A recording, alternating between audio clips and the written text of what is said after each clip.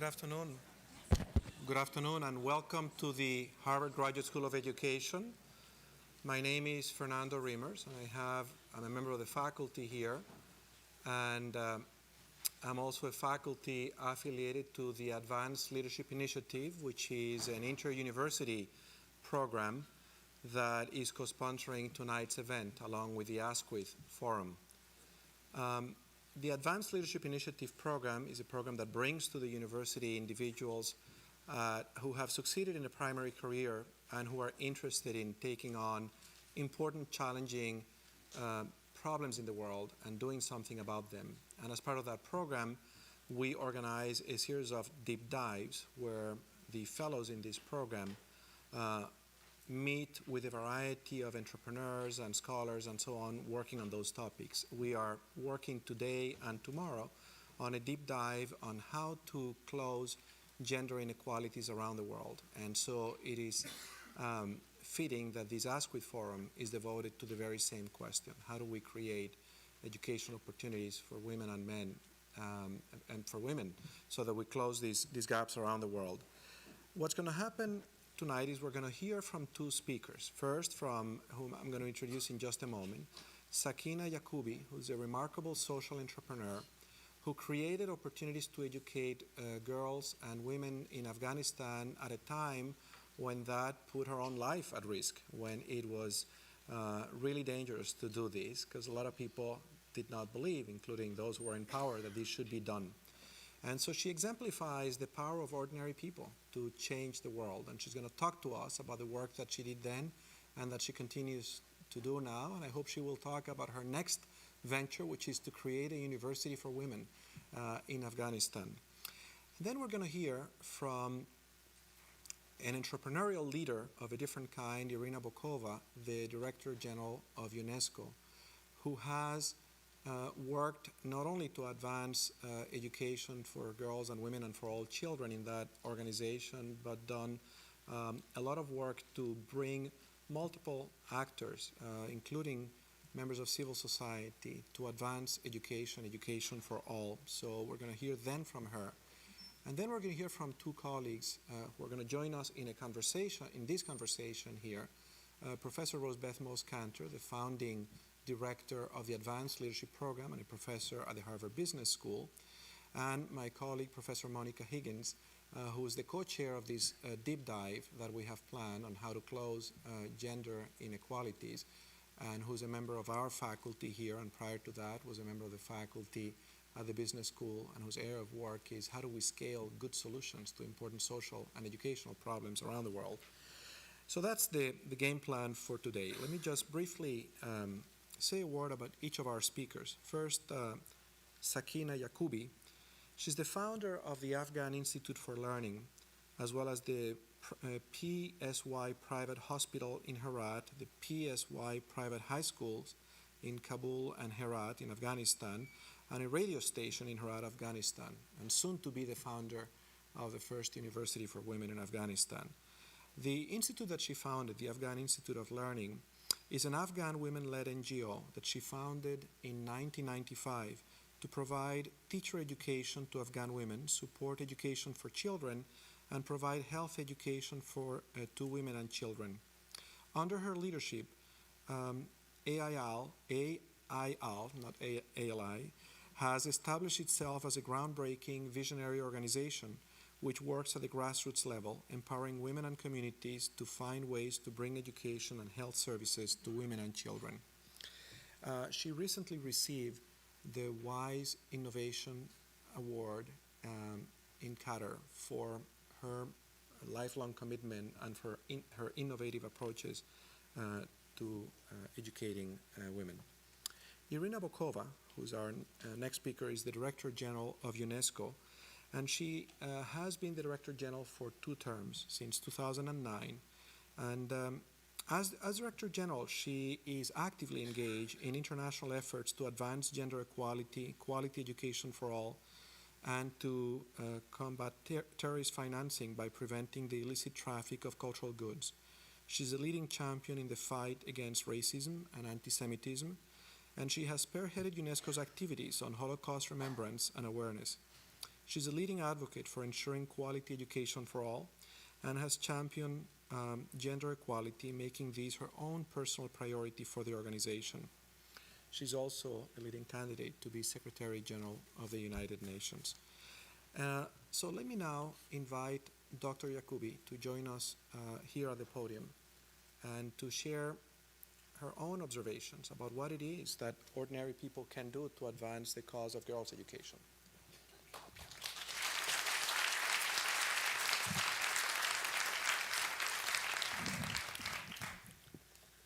أعوذ بالله من الشيطان الرجيم. In the name of God, the most merciful, the most beneficent, dear ladies and gentlemen, it is a great honor to be here. Thank you very, very much for inviting me here, especially the Graduate School of Education in Harvard and also the Advanced Leadership Initiative. I really appreciate to be here and thank you for all to coming here. What we are going to talk about today, I really would like to talk a little bit about my work in Afghanistan. I know that all of you are highly educated. Some of you are students, some of you are professors, some of you are researchers, but every one of you are very well educated in area of education. But the things that I'm going to today talk to you about it may be very basic for you. But for my country and for my people, it is the first step. And that first step must be taken, otherwise we will not get anywhere. And I'm going to share with you what we have done and how we have provided education for our women, for our girls, and for our children. First, I just want to tell you a little bit a story about myself. I born in Afghanistan. I graduated from high school. I was in the city of Herat. My father was a visionary person. My father believed education is very, very important. At the time that I was growing up, and before I was born, he decided that no matter what, if his children are a boy or a girl, they will go to school. And also I would like to share with you that my father was not educated. So you can imagine, in such a long time, a man in Afghanistan has a vision for education. That is something that we all must think about it when today we talk about the men of Afghanistan and the situation in Afghanistan. But my father, when I was a little girl, he held my hand and he took me to the mosque. I was 4 years old, I remember. And when we went to the mosque, while we were walking together, and I said, where we are going? He said, we are going to learn. That is the word he was using. We are going to learn. So we went to the mosque, and I remember he told the mullah, he said, whatever you know, you have to teach her. And that was the way he talked to that mullah. And since then, he was very supportive of me. He encouraged me, and I finished high school. I wanted to be a doctor. And you know, at the time in Afghanistan, there wasn't a dormitory in Afghanistan, and I could not go to Kabul. My father said, you wait, and then I will take you to Kabul to go to university. I was accepted in engineering school and also medical school. But things happened, things changed, and my father sent me to America. To make a long story short, I came to America, and I was going to university. So what happened to my life? What happened to my family life? Afghanistan was invaded by Russia. My family became a refugee in Iran, and I became a refugee in the United States. So when we talk about the refugee, I know what they are going through, because I was a refugee myself. But one thing I want to share with you, Afghanistan that I was living, Afghanistan that I remember, it was a beautiful Afghanistan. We were self-sufficient. We didn't have beggar in the street. We were free. We could go from house to houses. We could, at night, walk to other people's houses. We could go to school. I went to school. There was a university. So that Afghanistan that I remember is no longer exist. And the people that I know, they were very proud people. Self-sufficient, yes, we were poor, but we were self-sufficient. We were very proud people. But what happened? When they in the United States, I just wanted to really go back to Afghanistan. My heart was in Afghanistan. I love my country, and I really wanted to go back. I had a good life here. I became a professor. I was teaching science major, but I felt this is not my place. I need to go back to Afghanistan, and I need to educate my people. So at the time, Russia invaded Afghanistan. 7.5 million refugees were in Pakistan. So I decided I'm going to go back to the refugee camp.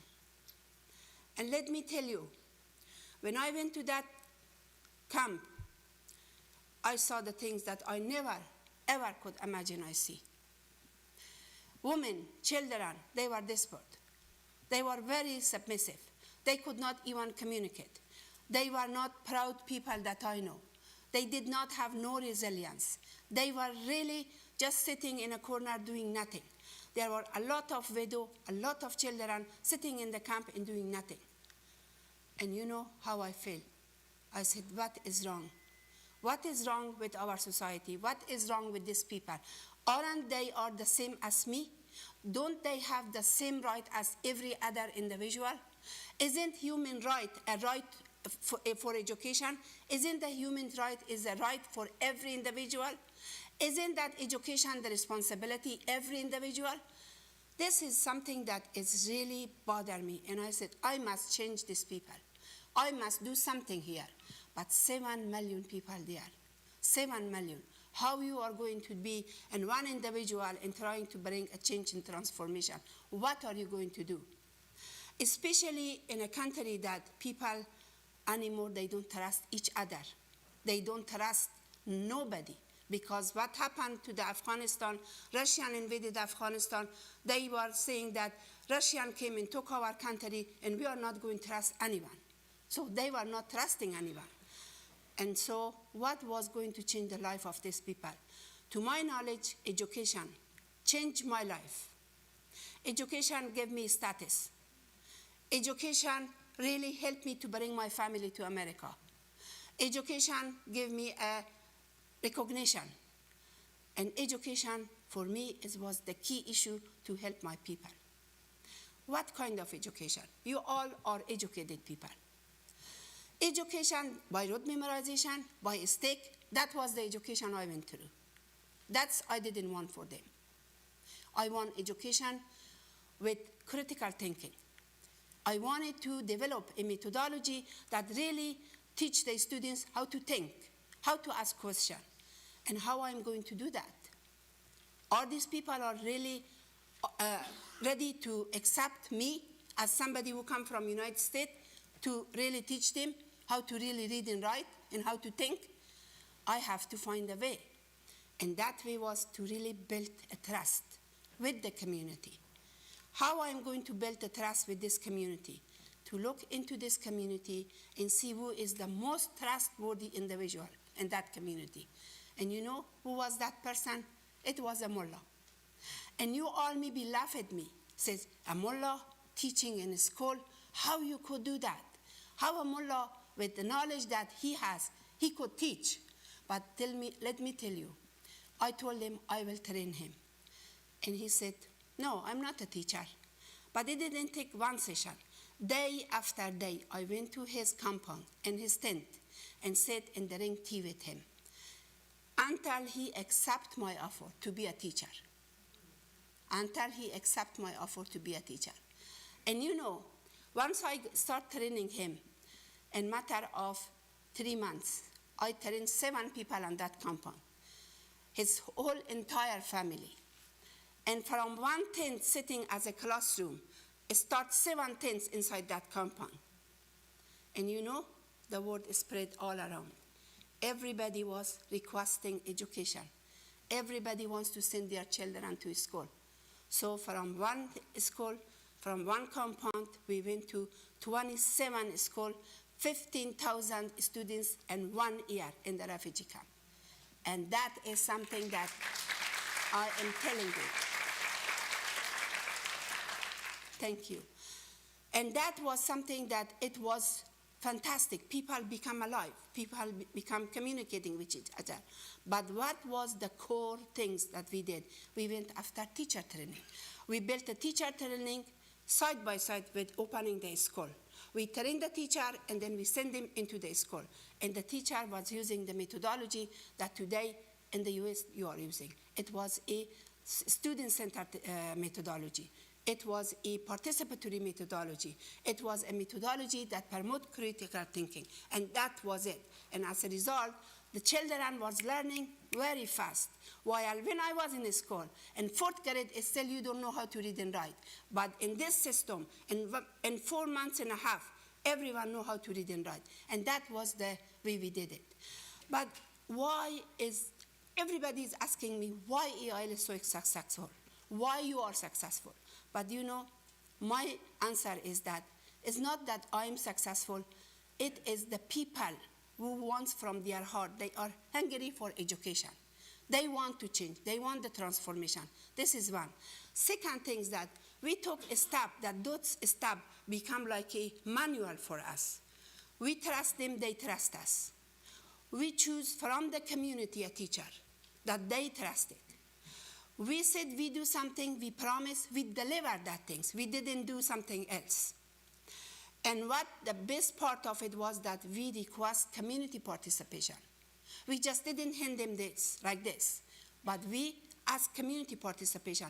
You know, they were refugees, they didn't have that much, but they could have a doorkeeper, they could give their compound to us, and they could do some maintenance, do something with us.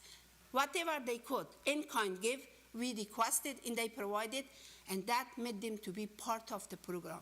They feel this is their program, not our program. And through that methodology and through that system, we built a school after a school.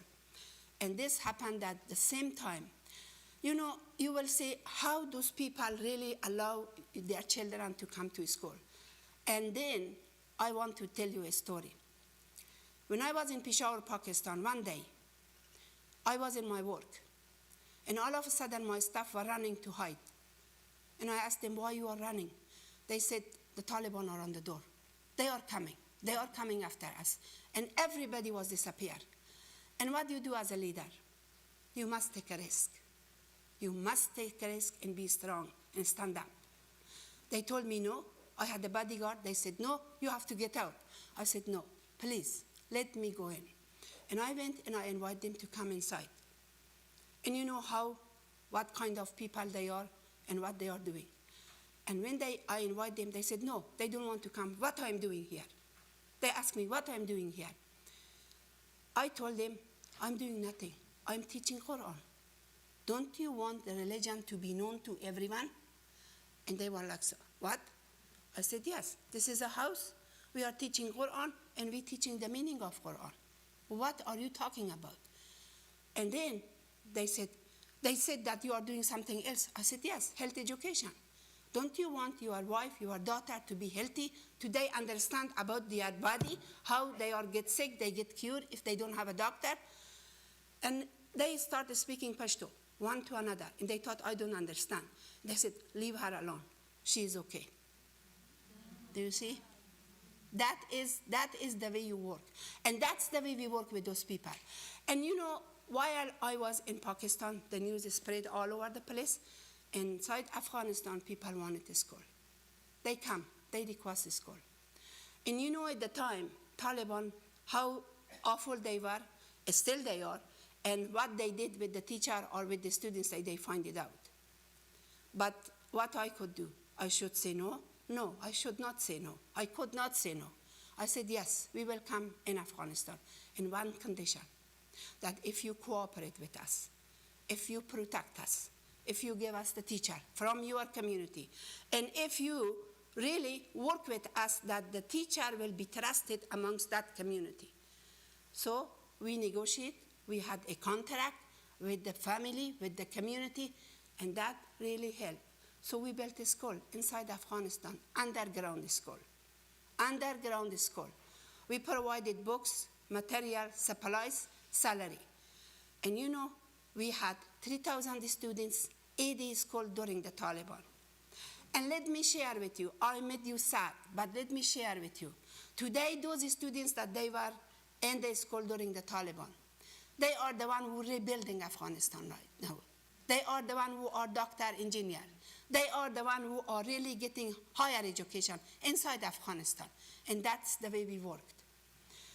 Also, I want to share with you why AIL is doing so many things.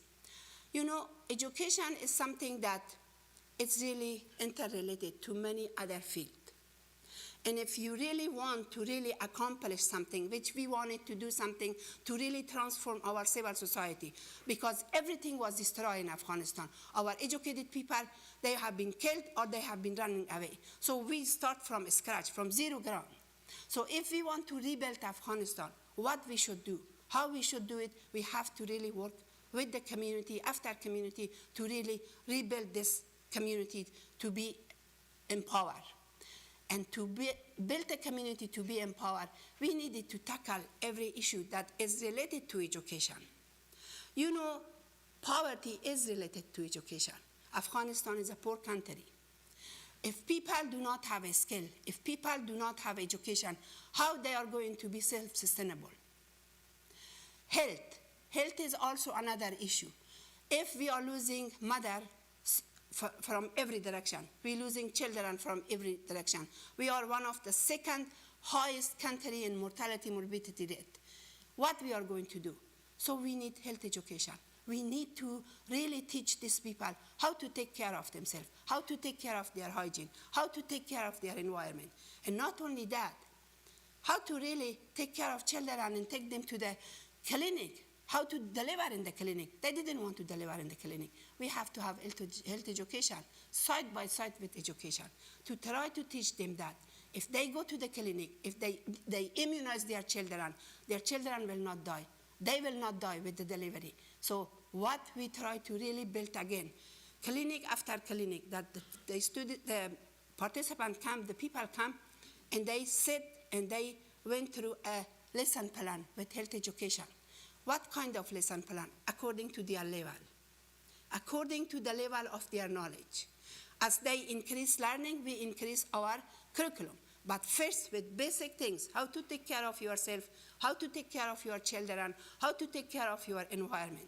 And once they learn that, then you know what? They come and they ask for health center, community center. Why? Because when they were coming in the clinic, they were sitting around and chatting and discussing different issues. So they asked for community center, women community center. And sure enough, in a matter of week, like I opened 10 of them.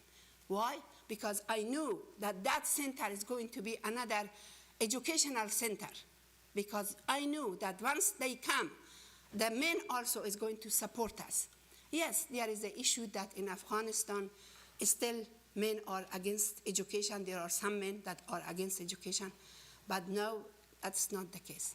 So we opened Women Learning Center. In these Women Learning Center, we had health education, we had income generation, that they learn how to sew. You know, in every family, a woman who comes and sew and earns some money and take it home, the husband is happy because he could not have a job, he doesn't have money, and when the wife work and bring money inside the house, he is happy. That's one thing. So we open income generation. Also, we open a literacy program. So they start reading and writing. And once they start reading and writing, we start giving them a workshop on human rights, women's rights. What kind of workshop in human rights, women's rights? Workshop according to Islam. We must preserve our culture. We must preserve our religion. How we do it? With vision, with understanding. So we start teaching them quotation from Quran that it says a woman's right is everybody's right in Islam and any other religion. Human's right is in Islam. Democracy is Islam. Men and women equal can learn in Islam. You can go and learn as much as you could side by side with your brother or with your husband. And when we show those quotations to the women through the workshop, it was unbelievable. They went from inside our compound, they went home and they discussed with their husband. Many, many men, they change. Today we have a lot of men who are our activists. They are really publicizing our workshop, our educational system to the public because they are behind us. They are supporting us because they could see that the life of their children change, the life of their wife change, the status of their economies change. But today we are no longer just going with the literacy program or going with a very simple basic reading and writing. Today we have advanced classes.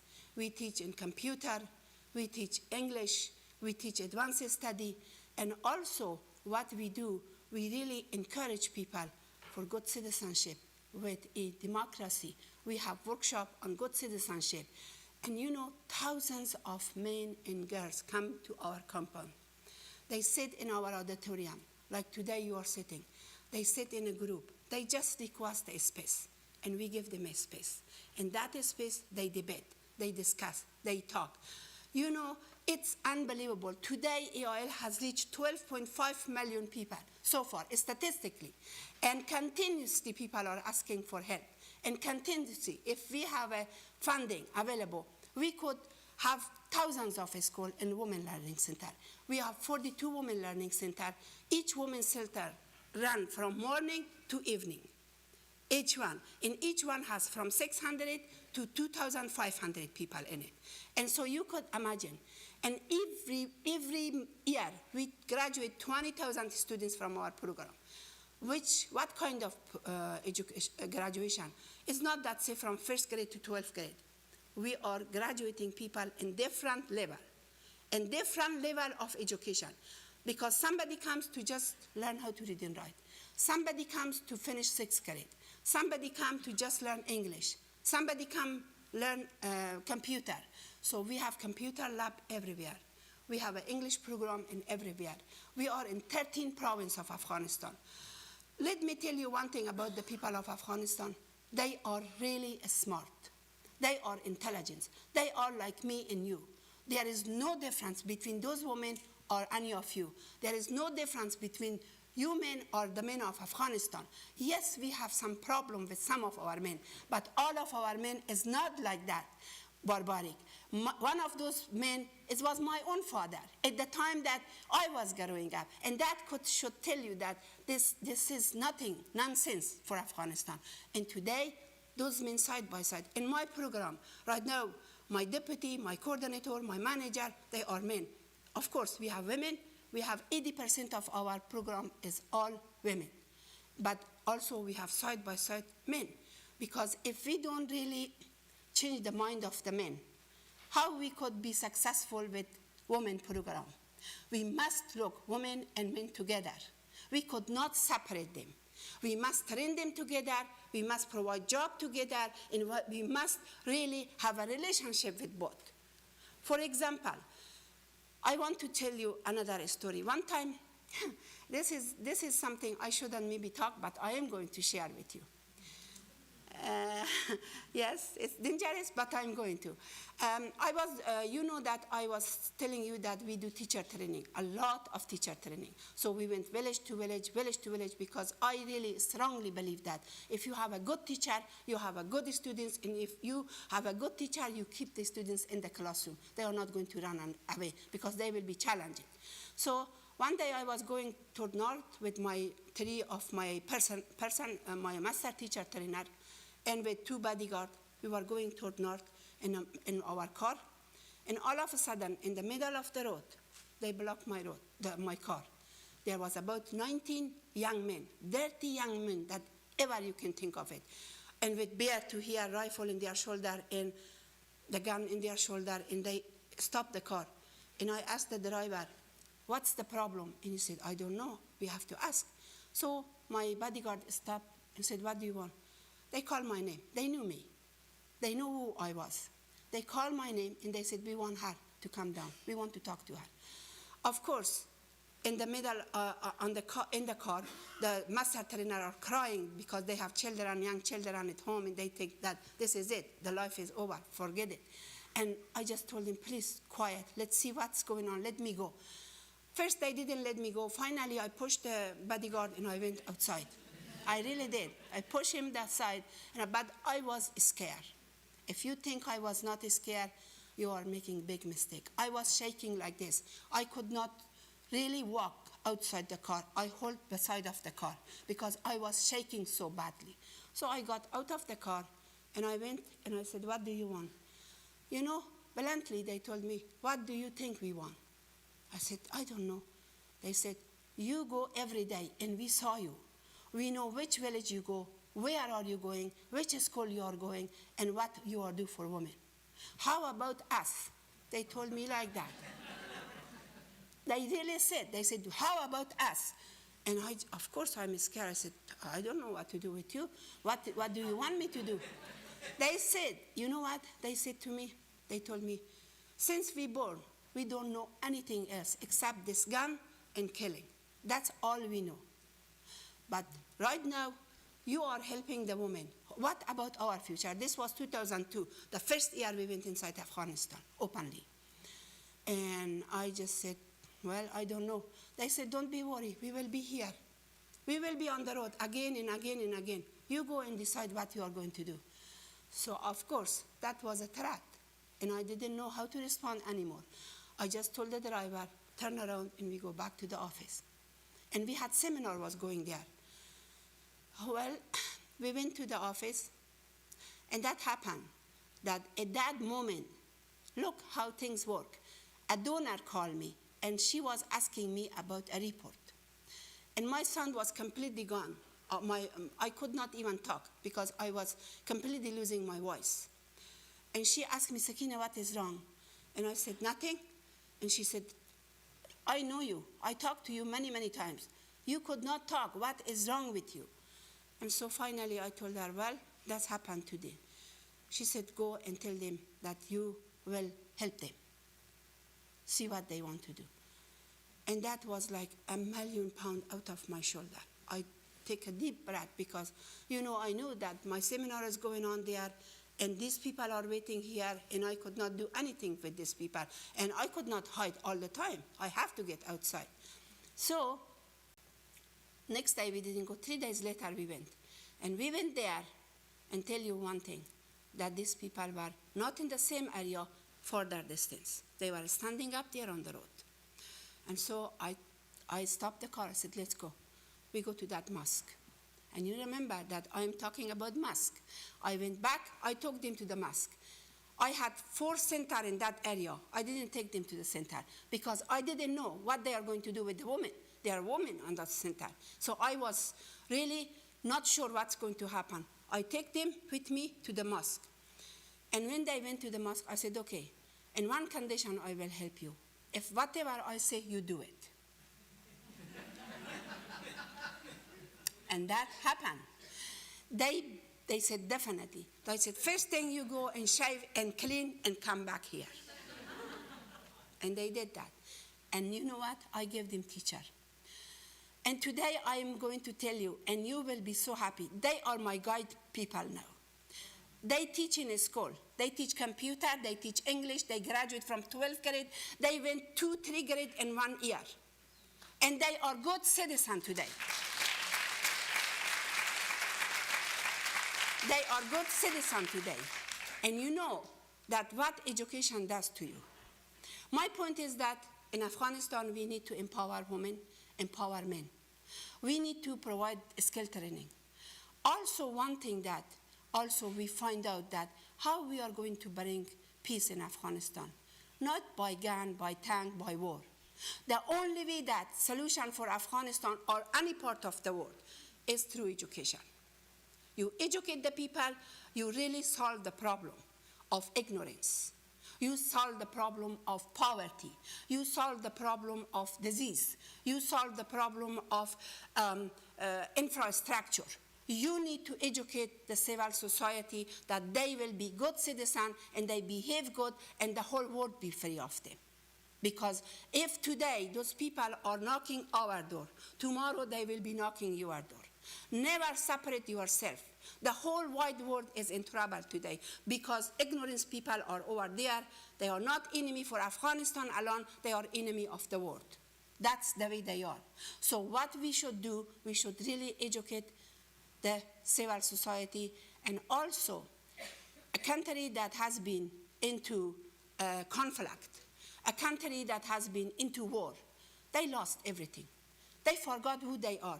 They lost their resilience, they lost their persistence, they lost also their culture. They lost their history. And you know how we're doing? Through poetry. Now, you know Maulana Rumi. Most of you know, read it about it. And what we do, through a conference, we have a conference in Afghanistan We have an international conference from every province of Afghanistan, and white people, and they read Rumi poetry. Rumi poetry is guide you to be kind, to love each other, to forgive each other, and to not be greedy. And that is working. People are weeping listening to it. And so, inshallah, I really am hopeful that Afghanistan will be Afghanistan, peaceful Afghanistan. Afghanistan will be prosperous, Afghanistan will be peaceful, and Afghanistan, civil society, everybody will be educated. And I hope by that time I don't die. Thank you very much. Thank you very much. Thank you. Thank you. Thank you. Thank you very much. Really appreciate it. Thank you. Thank you. Thank you. Thank you.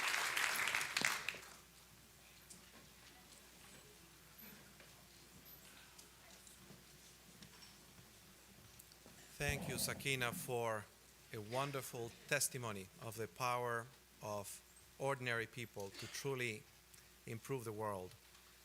We're going to hear now from a woman who sits at the helm of an organization that exists because of the vision of another woman, Eleanor Roosevelt, and others with her, who understood that to have peace in the world, we would need to create a world in which every human being would have certain rights guaranteed because they were a human being. And one of those rights was the right of education. The document that contains that is the Universal Declaration of Human Rights, a document that changed the world for the better, transforming the world from one where most kids could not have the opportunity to set foot in a school to one where most of them do today. And that declaration and that leadership of Eleanor Roosevelt began essentially a global movement to empower all people, women as well as men. The wheels of progress move slowly, but they move. It took 7 decades for a woman to be the Director General of that organization. Please join me in welcoming Irina Bokova.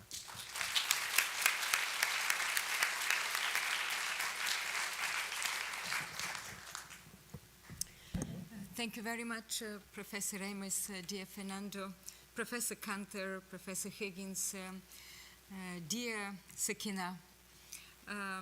As you can imagine, I'm very moved by your speech, and I think it's a moment of just maybe be quiet for a while and think about what you have done and about the power of education, about the power of women, women's education also. And please accept my very deep admiration. We were with you just 2 weeks ago, I think, 3 weeks ago. We were together in Washington for an important meeting of the U.S.-Afghan Women's Council and the presentation by another wonderful lady, Mrs. Laura Bush, who is co-chairing the U.S.-Afghan Women's Council and who is UNESCO Special Envoy for Literacy, with all her dedication to literacy and women's empowerment.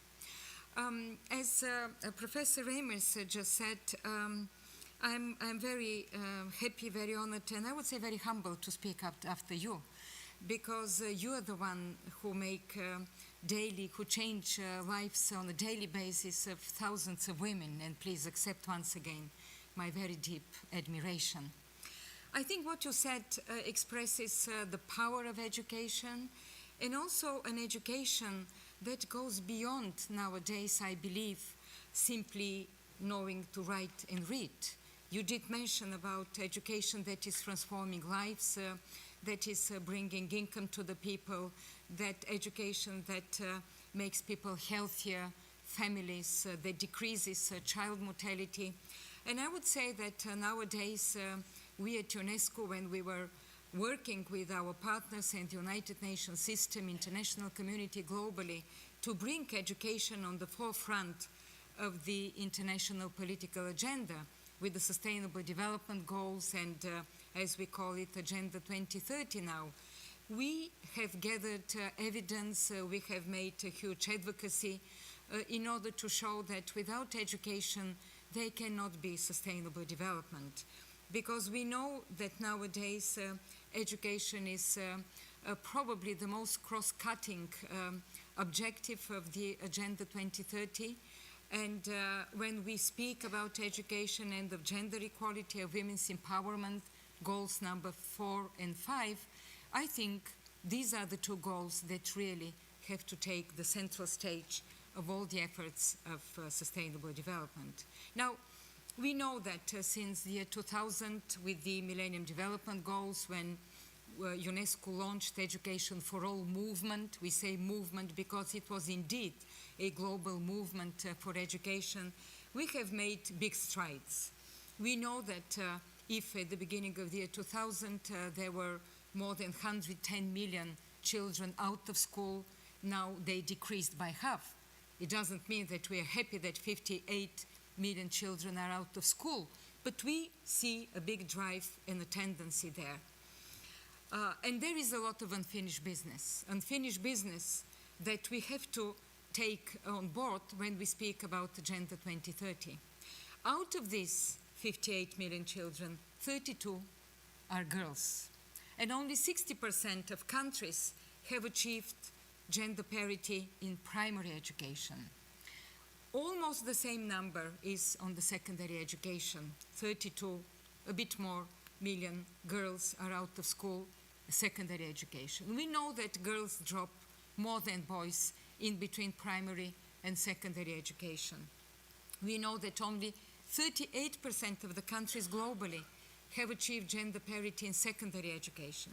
We also know of an alarming tendency that if the pace of development, if the pace of the way we change and we enroll kids in schools, a poor girl in a rural area in sub-Saharan Africa will enroll in school only in the year 2086. 2086, ladies and gentlemen, is 70 years. And of course, that is not acceptable. It is not moral. It is not ethical.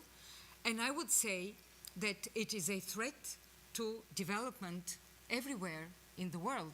In this globalized world, I think if we see such a situation in a country, be it in Africa, be it in the Middle East, in Asia, I think it's a threat to everybody. And what Sakena just mentioned, I think education for girls and for women in many parts of the world is becoming a security imperative.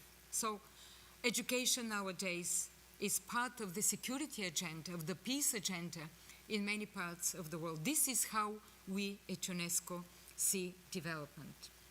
But when we speak about education, and I think this is very important, and where else than in this graduate school of education here at Harvard to say it, it is not just any education, it is quality education. UNESCO publishes every year global monitoring reports on education. Every year we put a specific focus. We have a couple of years ago concentrated on girls' education, then on technical vocational training, then on primary education, on the impact of education on development. And one of our reports, it was 3 years ago, showed that because of poor quality education in the world, there are 250 million young people, the majority of them, once again, women, girls, young women, who have passed through some form of primary education 3 or 4 years, who are functionally illiterate. They do not know how to write and read because of the poor quality of education. And that is why when we were working for the formulation of the goal number 4, sustainable development, goal number 4, we put, of course, the access, the inclusiveness of education, but we put also the quality of education as one of the important targets that we have to put in front of the international community and governments. And then, of course, when we speak about quality education, what kind of quality education in the globalized world? Well, we have so many challenges. We have the challenges of climate change, the challenges of loss of biodiversity, of protecting the environment. And UNESCO has been leading the United Nations Decade of Education for Sustainable Development. We have to talk about education for sustainable development. With all the threats nowadays in the world, unfortunately, rising intolerance, the need to live together, of cultural literacy, of understanding each other, we have to teach young people human rights, human dignity. We have to teach them tolerance, how to live together. And I think with the rising threat, or I would say challenge, of movements of refugees, and I'm not speaking only about refugees in Europe or in the Middle East. We know that there are millions of refugees in many other parts in the world, in Africa, in Asia. We need to teach these young people human dignity, human rights, understanding about the others. And something that I shared today with some of the faculty staff here, I think this is very important. We have to bring them back values. We have to bring back humanities, history, knowledge about societal, about civic commitment, civic engagement. This is what we call education for global citizenship. It's, I would say, as every new concept, it was a bit difficult to promote it, because at the beginning, when we started talking about the need in a globalized world to talk about education for global citizenship, there were people who were asking us, but citizenship is about passports, it's about, it's a prerogative of governments, of homeland security and stuff like this. And we said, no, no, no, we're talking really about some value system that we want to instill in young people. And this was accepted. It was accepted also thanks to the academia. I would like to thank also Professor Reimers and many of your colleagues here and in other institutions, academic institutions, universities, because we launched a global debate, a thinking about the future of education, about education in the 21st century, and this concept that we called education for global citizenship. And in all this, ladies and gentlemen, in order to wrap up a little bit what I wanted to share with you, I think women's education, women's empowerment through education, not just education. I think it's very important to speak about, of course, girls' education, women's education, but I think we have to speak about empowerment through education. I think Professor Kanter should agree with me on this. It is very important, because we know there are educated women, but they are not empowered. And this is where we have to make a difference and put together goals number 4 and number 5. But in many of the instances, we really have to look at what empowers women, what are those conditions that will bring back a girl to school, or that will prevent her from dropping out. Because we know that every single day more in school, for a girl, transitioning from primary to secondary education, reduces child marriages, reduces early pregnancies, reduces violence even, and creates a very different environment in the community, in a society, in a family. And this is where we believe that neglected, a very much neglected area of girls' education is the adolescent girls' education. And we need to focus more on this. We need to bring together the health sector. It is a very fragile period in a girl's life, to bring the health sector, the educators, the community leaders, and all those who could support a girl to stay in school, to make this transition from primary to lower secondary, to continue in school. And sometimes I think that if we have to kind of give an image of this beautiful sustainable development agenda, Agenda 2030, where we have everything, a huge aspiration, a dream for the international community, for the world, to have peace, good governance, and sustainable development. I think the image should be of a maybe 10, 12 years old girl who is going to school, who is continuing. She goes to a safe school. She's supported by her family, by her father in many of these cases. And she continues with, I would say, the support of the community and of society. And I think this is a wonderful image for all of us that we really need to work for. So once again, thank you for this opportunity to share with you some of our ideas, some of our aspirations. We are very proud that UNESCO for 70 years already, because we celebrated last November the 70th anniversary of this organization, which I believe is the most humanistic organization among the United Nations system. And I think we have done justice to the world by promoting education, and in this particular case, girls' education. So thank you once again.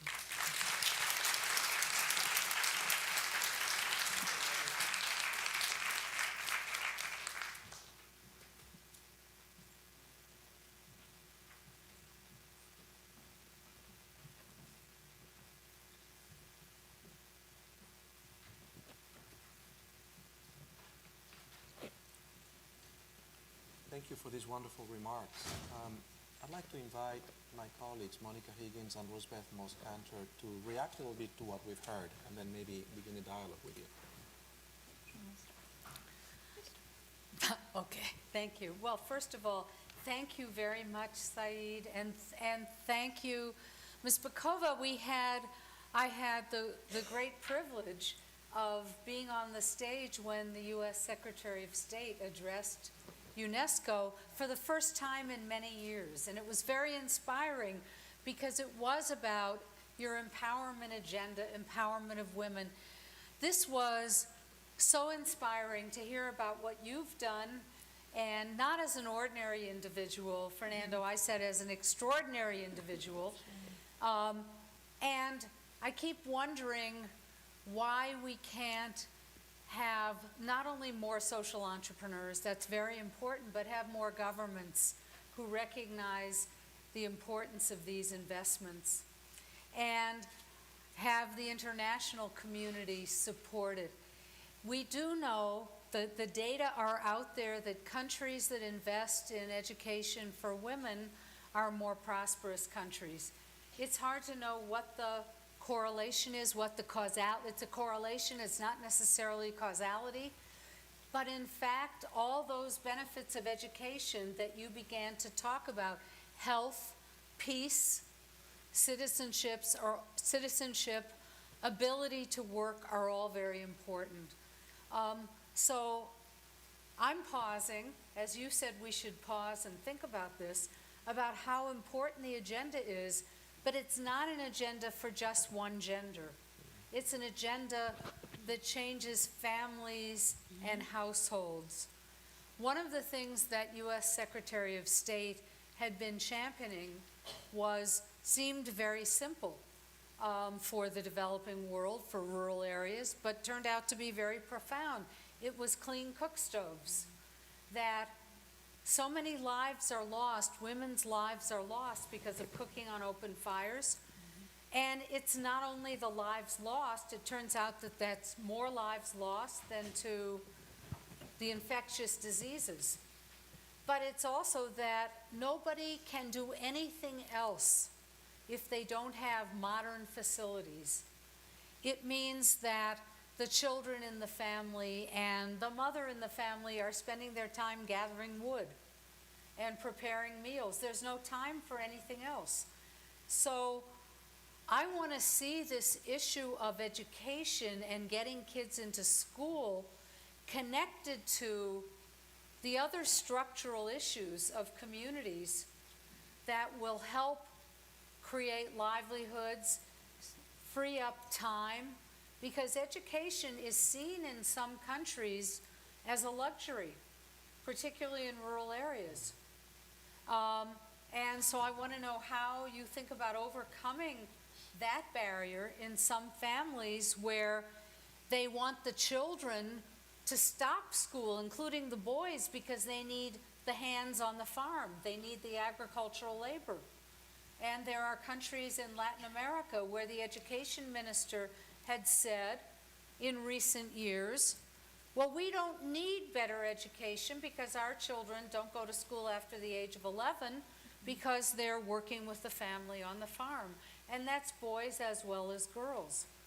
So my question for both of you, and then of course I defer to my colleague to make comments and ask other questions, is how do we change the view that families have about their children's opportunities while maintaining a livelihood for the family and convincing governments to invest in education, but also to invest in the infrastructure in communities that will make it possible to free people for education?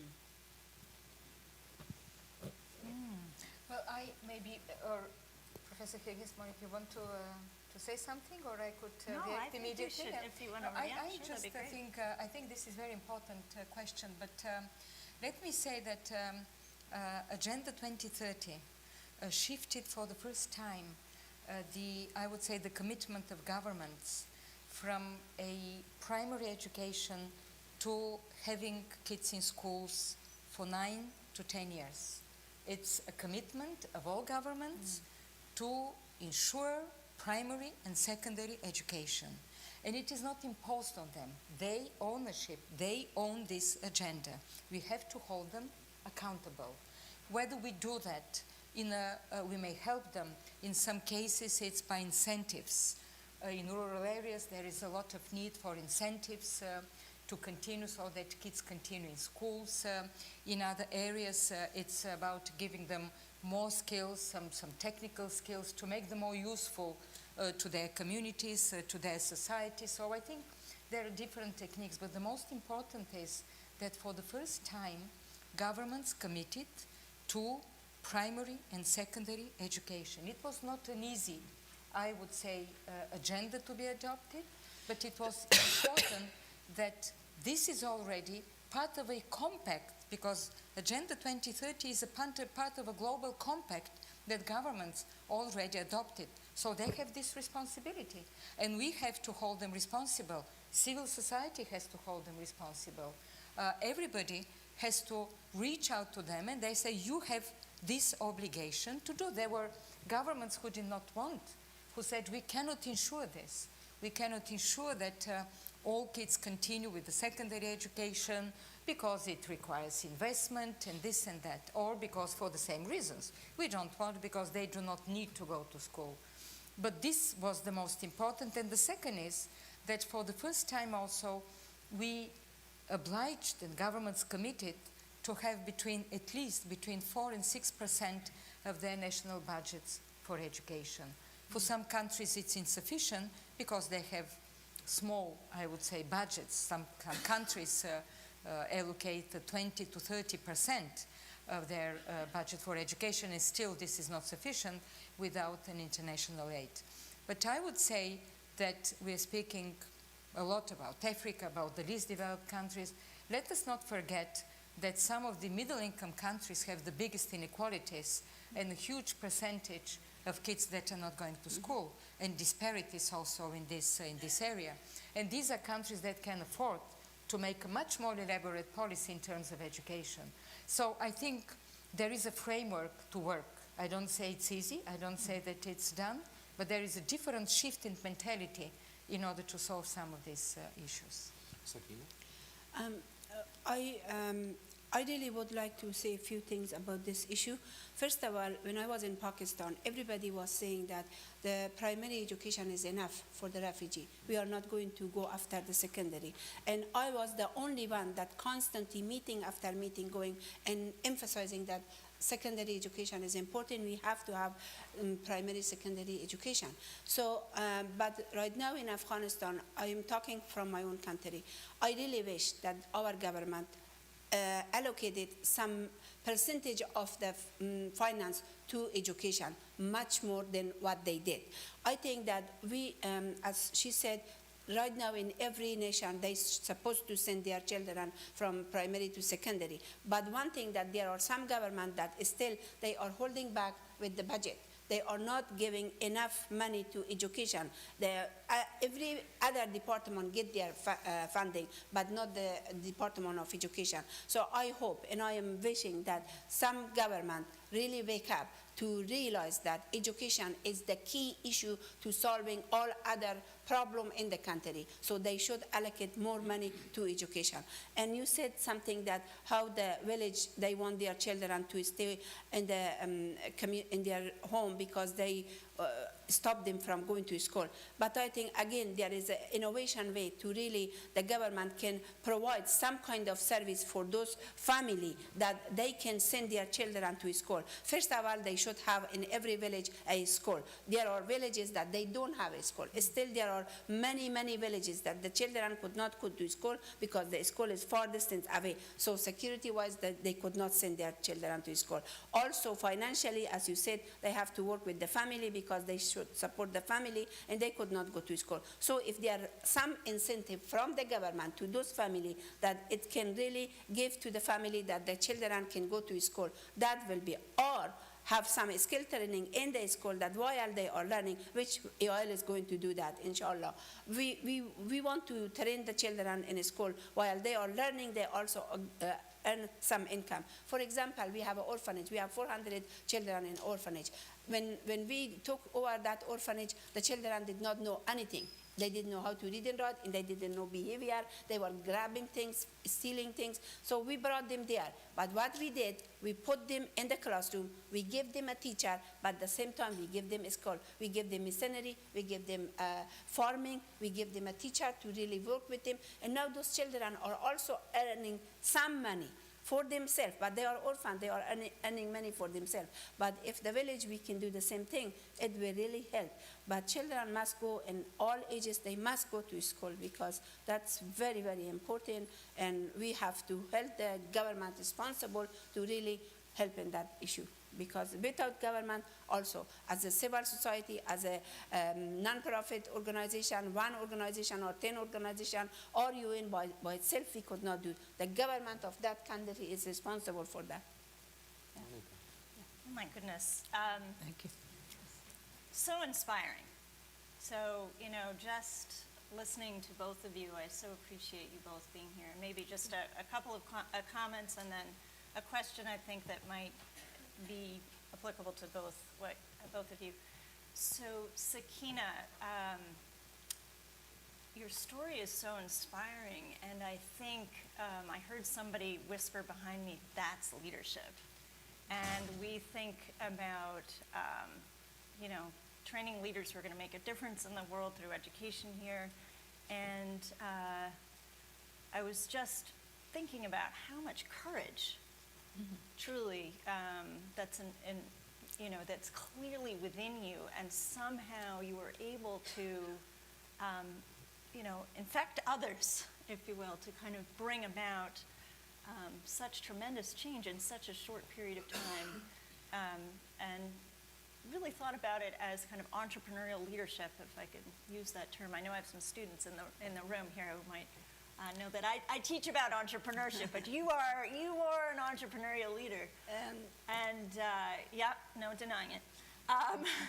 You know, and we can all learn so much from thinking about not just who you are and the values that you hold, but also the methods that you use, and how you talked about engaging with the community and finding other people to carry on your work, and looking for trust, and not just yourself kind of being the only kind of person, but really looking for people within, helping people help themselves. It was very inspiring, and kind of thinking about the leadership skills that you have. And Director General Yacoobi, I loved how you weaved in education as being critical to sustainable development.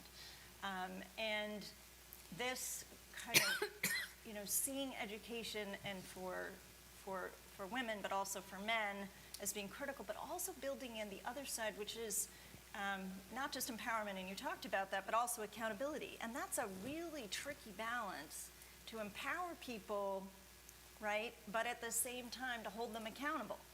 And to be able to achieve that, and to create policies and partnerships where people can execute on that theory of change, really, about that kind of, you know, really precious balance is impressive to me, and was wonderful to hear about your work. So here's my question for both of you. Fernando, you know, introduced me as somebody who's looking at how do we scale for social impact? How do we take programs, initiatives, organizations, policies that we believe are effective, and help them scale or have greater impact, so that they can have greater social impact? And one of the things that you both talked about was quality. And you talked about quality at the same time that clearly you have this sense of urgency, right? So Director General Yacoobi, you talked about the urgency, not wanting to wait till 2086. And clearly the urgency is palpable, Sakena, and the amazing speed with which you moved in that first year in educating so many students. So how do you think about that sense of urgency, scaling, the urgency to scale, while maintaining quality in your work? I think we could learn a lot from hearing your perspective on. thinking about keeping quality at the core of all that you do, quality education. Thank you very much. First of all, I want to all of you understand that one thing that is keep me grounded on the ground strongly, and I shouldn't be modest. I am a strong woman, and I cannot stand that.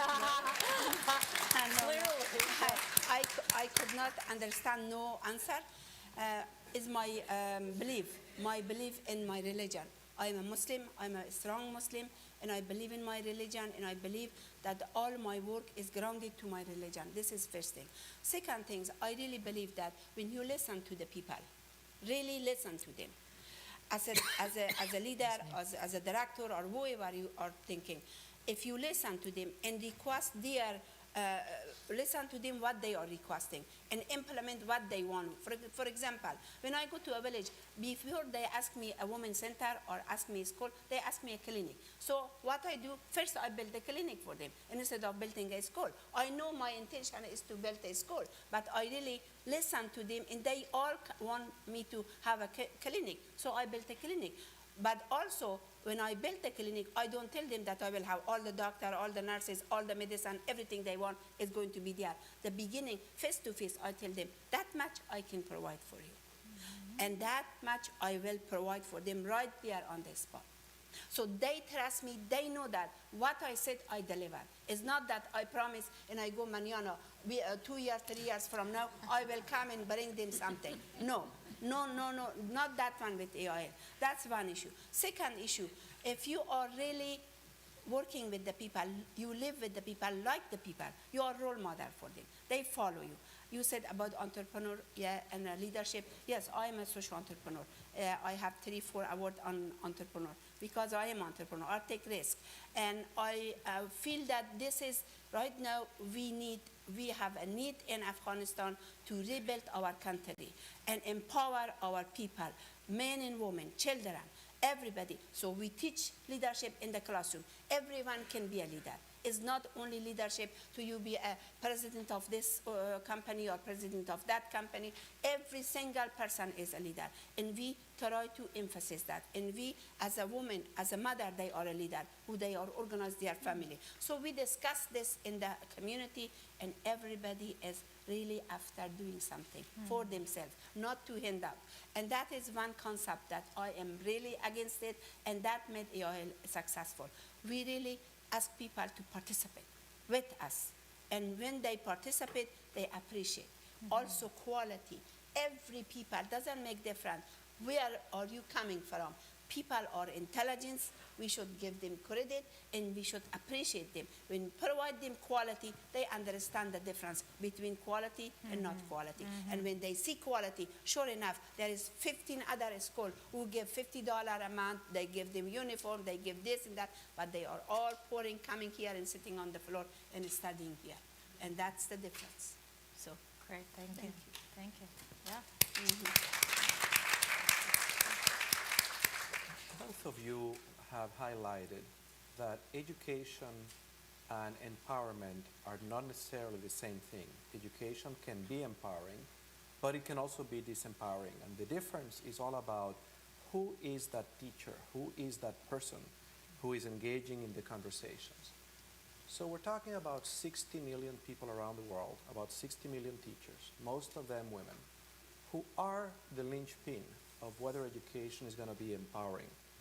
And I have the sense that most education reforms around the world are actually not supporting them to be that kind of empowering agency. On the contrary, they are disempowering them, introducing external demands, providing very limited opportunities for them to develop the complex understandings of what does it mean to empower a person. What is it that international development organizations or large NGOs could do to actually build teaching into a 21st century profession that empowers the practitioners of that profession so they can empower their students? I believe it's a very important question because it's so much linked to the quality of education, so much linked also to the inclusiveness and at the end of the day to the success of what we want to achieve.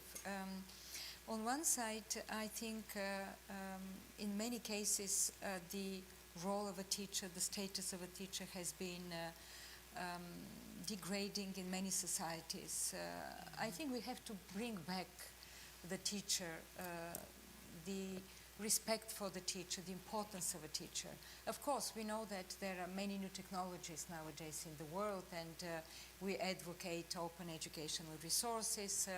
Access to information is there, and every single boy or girl since very early age, in many instances, can get access to education. But we speak about learning, we speak about guidance, we speak about values, and this is where the teacher, I think, comes. It is important. We are working with the Skills and Education Forum, where we were together recently. We have supported a private foundation that we work with to give a prize for teachers. We think working for teachers is with their quality, the qualifications of their training is very important. And this is what UNESCO, with the International Teacher Task Force that we established at our headquarters, we want to promote in many educational systems. And here also I think partnerships are very important. I think Professor Kanter mentioned the first ever visit of the Secretary of State of the United States in 2011, where we jointly launched the very important partnership for girls and women's education. And then we developed that with many of the private partners for teacher training. We work with Procter & Gamble, we work with Packard Foundation, we work with James Foundation also.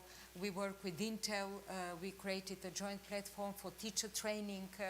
I think this is something very, very important. I believe that nobody can substitute a good teacher. We all remember from our early years in schooling how a teacher has transformed our lives, how he or she have guided us in order to embark on a profession or an exploration on certain values. And we have to bring back this human, I would say, link that exists between a teacher and a student in a class has to be brought back. I do not underestimate new technologies. On the contrary, new technologies are there also to help train teachers. But we have to bring back the role of the teacher. We work very well with the Education International, the biggest association in the world of teachers, where we jointly work in order to promote the teacher, the respect of a teacher in any society. So I think it's critical. I really agree with her, and definitely I think that we have to invest in training teacher. Really, we must have teacher train going into the classroom. If the teacher don't have a training, they should not go in the classroom.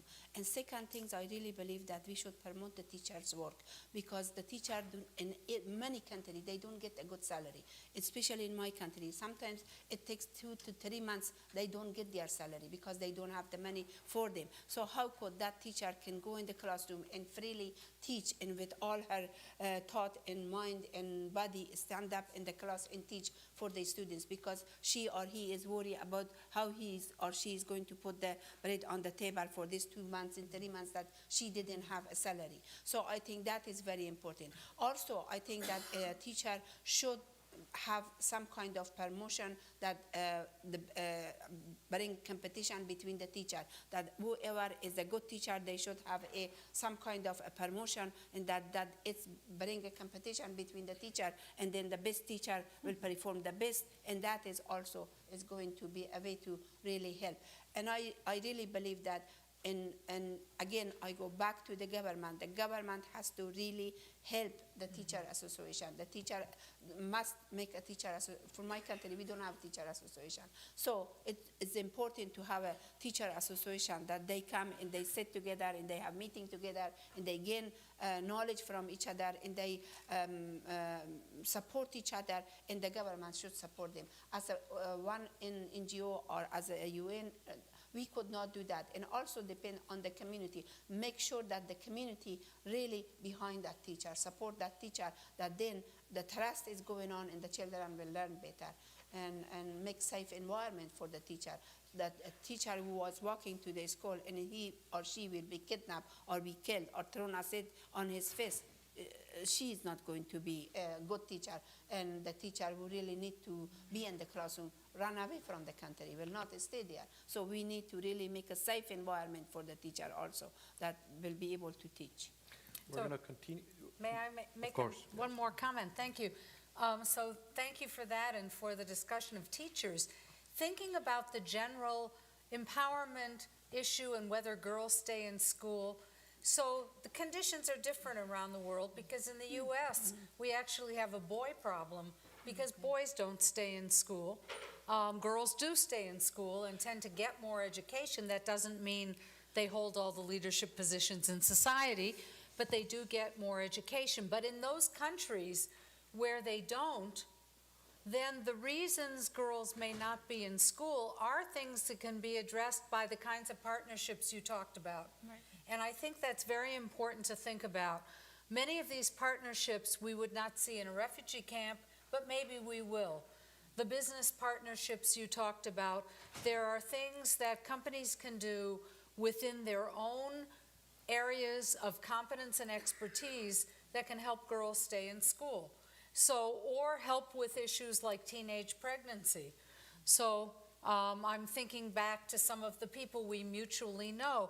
In Brazil, rates of teenage pregnancy were reduced dramatically by an information and communications campaign that was largely donated by a private company and made a big difference. It influenced behavior.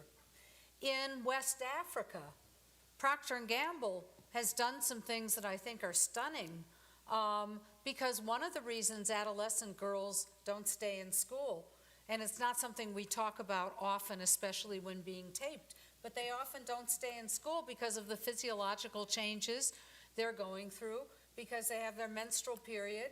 And a company that has a product, Procter & Gamble has a product that will help a girl stay in school because she doesn't have to go change all the time, feel embarrassed, feel ashamed of her body, and coupled that with a marketing campaign about the importance of school and staying in school. This is our project at Procter I & know, Gamble, I and know. always. I know. It's a fantastic Laurent, project. Yes, Laurent Fantastic. Philippe, it's a fantastic project. And if we think, I mean, the advanced leaders sitting here aren't necessarily, although some may want to join you immediately in refugee camps and in Afghanistan, but many are connected to multinational companies or to other kinds of capacities. And if we think about what will keep girls in school, also boys in school, that's another different set of issues, because adolescents, primary grades are one thing, there are more similarities. Adolescents, huge differences in physiology. And by college, we have another set of issues which I think have been addressed at this conference.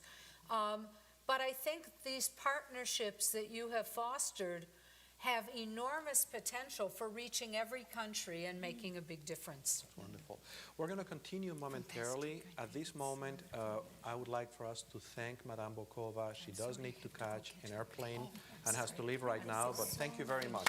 Wonderful to see you. Come again. I love that event. I'll be in Paris at the end of June. Please. Okay, please. I'm so sorry. I meet you in. I will meet. Thank you very much. We'll see. I'm going to Kabul. We will be together there. Yes, Wonderful to see you. Thank you so much. Safe travels and good luck. thank you. Thank you. Yeah. Well, let's continue the conversation. May I make one other comment? Because as thinking about Afghanistan and these other issues that affect schooling, so some activist friends of mine who live in Western Europe, in Paris, have been working with women in Afghanistan, and it turns out that high on the agenda, when they actually listened to the community, were things like garbage collection. Yes. Can you comment? Yes, please. Garbage collection is one issue right now. We are also working with our students to try to really go around. It's a project for them to they go and really teach the people how to not throw away the garbage and collect the garbage. And one other issue is in Afghanistan also is a big problem that some of the schools don't have the restroom. So, and the girls, where they go. And so that is a big other issue that you said how private sector can help. They can build some bathroom for their schools so that the girls can go to the bathroom, you know, and it's really hard for them to, you know, use the service. There is no service for them, yes. Maybe we should open it up to questions and comments from you. We have microphones on both sides of the aisle. I would ask you to come up to the mic and then ask the question. I think it'd be easier, we're video casting these, so it'd be a lot easier if you could speak on the mic. Maybe we're going to begin on this side. Patricia, Thank you so much. why don't you tell us who you are? My name is Patricia Araújo Henderson. I'm originally from Brazil and Uruguay, and it's just very grateful to be here with you in this conversation today. My question regards to what we've been talking about and adolescent girls and the difficulty that they have in some of it was mentioned, but what I've studied and what I've seen, the widespread is more difficult in the rural areas and the access. Do you have any examples, Sakena, of things that you've seen or have been done either in refugee camps or in Afghanistan, like more remote areas, of successful stories that you could share with us in girls remaining in school and finishing their lives in schools, not leaving because, not dropping out because of, you know, puberty hitting and other factors that involve that, menstruation being one of them? Yes, thank you. Yes, I can share with you a story of a little girl who is 12 years old. She is a little girl. She was married to a man 40 years old, and she was a housewife. She was in the house of that man with him, and as a wife working in the house. And so we had in that area a center. So some of our master trainer, they find out about this, so they talked to her aunt. They said, if it's possible, she can come. She said, I could not have the courage to talk to her husband because she is not allowed to come. So they said, we will go to her husband. So some of my master trainer, they went to the husband and they said, and they talked, and they said, please send her to school. She can learn something. Even if she learns, she can be a better mother. You know, they said that she can be a better mother. Right now, she is a child. She doesn't know how to take care of her child when she has a child. So the man was listening, and he said, well, I sent her in one condition. And that condition was a very interesting condition that you all, if you come and make my house a center, to bring a center to my house. And we said, fine. We hired 2-3 teachers. We make his house to a compound that we could have a center. And it was in his house. So he had 3 other wives, and this was the 4th wife. So we find out later. And we went there, and we started having program there, and she was coming to class, and she learned. And do you know that after 4 years, she became a very outspoken. She talked in the class. She learned very, very fast. And also, she was pregnant in the first when we get there. And after that baby, she didn't get pregnant. And we tried to, through expecting mother, work with her. So it is wonderful to see her, how happy she is. And now the husband is happy because she is the 4th wife. She is happy. He is happy. So the environment has changed, of course. We could not do anything else, but that is we did. And that is wonderful. This kind of a story, many, many stories in the villages that we go work with them. Yes. Thank you. Thank you. Shazia. Hi, my name is Shajia. I'm a graduate student in the International Education Policy Program, and I'm originally from Pakistan. So thank you so much for sharing your stories. From the work that I've done and the research that I've done, I have realized that there are 2 key things that are essential to solving, to addressing this issue of education with urgency and at a level of scale. And those 2 have been pointed out in the discussion. One is this question of quality, which is really interesting because from my work on girls' education in Pakistan, I discovered that it's not really an issue of convincing people that girls' education is important. Everyone understands that and they're sold on the idea. The problem is that the quality of education is just not good enough. So even if there is that opportunity cost of not being able to work, going to school and not being able to support the family, they just don't think it's worth it because the quality of education is really bad. So I think, number one, that's crucial, and I'm glad that that was raised. The number two thing that I think is essential is having people like you, Sakena, those champions who are going to own this and who are going to do something about it. Because, I think it's very important to have that commitment from ministries, from nations, from the UN, but at the same time, unless there are people in the ground who own the problem and who say, I'm going to make it by business, it's not going to happen. So that brings me to my question, which is, how do we create champions? And if we cannot create them, how do we support champions? And by we, I mean, how does the international community and donor organizations and countries who feel education is on the security agenda, how do they support champions who are serious about addressing education in their own countries? Thank you. Well, I'm glad you asked this question. First of all, how you can support, I don't call myself champion, but first of all, I think that we are partners together in this, and we all have to help each other. And I think that in a country like Afghanistan, Afghanistan, people can participate in a program, and when they want to support the program, they should first find out which program is quality program. They evaluate the program before they send their support there, because Afghanistan got a lot of money in Afghanistan, but it was wasted. A lot of money was wasted in Afghanistan. But if anybody wants to help Afghanistan or somewhere like Afghanistan, they should first evaluate the program and see the quality of the program, and then they send their funding or assistance. This is first. Second thing, champion, I think that, for example, right now we have a leadership class in our high school. In that leadership class, we have students become senator, become president, become a governor, and they are working together in the classroom, and they are leader, and they are practicing, and they are going to offices, and they are seeing offices, how they are working, they are interviewing people. So they are learning a lot of things. So that is also, if you ask everybody, I am sorry to say it, they want to be me. A lot of them, they want to be me. So, That's good. The point is that if you have a champion somewhere, and if you really create an environment that the young people be freely talk to them, they listen to that person, they communicate with that. I am very free with young people. I love them, they love me. I am very sort of with them all the time. So they like to be like me. So I think that a lot of people, they will follow as a role model when they see around, So I think that is the issue, because they will learn a skill from eachbody.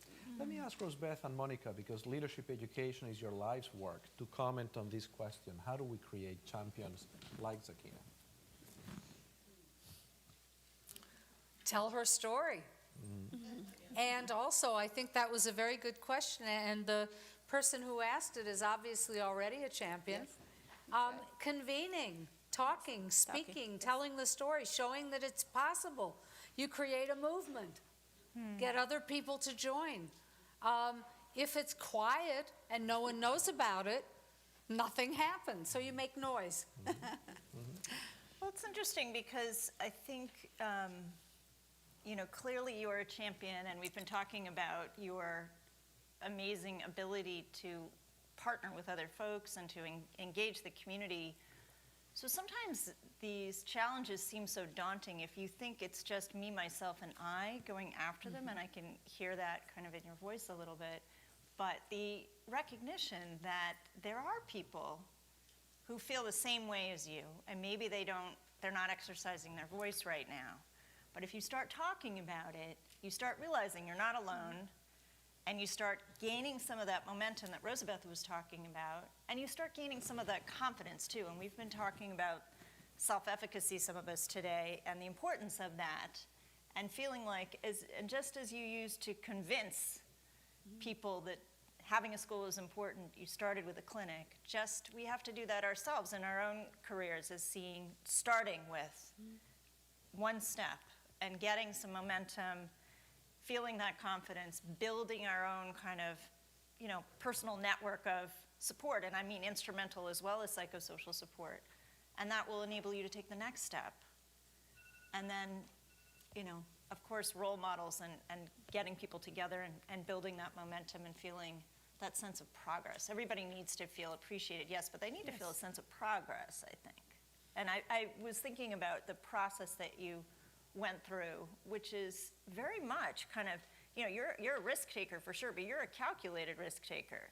So you thought about kind of when you were going to go back to those men and how you were going to go back to them and under what conditions you were going to offer them your services. And so similarly, when we think about big risks, rather than seeing it as, too daunting, let's figure out ways of breaking it down and taking a step forward. And we can learn a lot from what you did and who you are, but what you did too. Thank you so much. My name is Lade Araba. I'm from Nigeria, and I run a foundation that empowers girls and young women in Africa through education, training, and mentoring, but specifically in the science, technology, engineering, and math fields. And my husband's a mid-career in the Kennedy School. There's a lot of parallels with the stories that you experienced and that you shared with us in Afghanistan and even in Pakistan.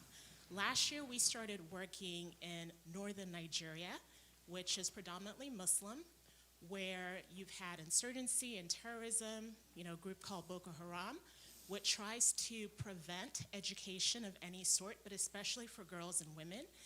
And we found ourselves in a very interesting situation where we were trying to identify girls who would benefit from a scholarship so they could further their education and acquire real skills, be employable, become entrepreneurs, and be able to address some of the social issues in their communities.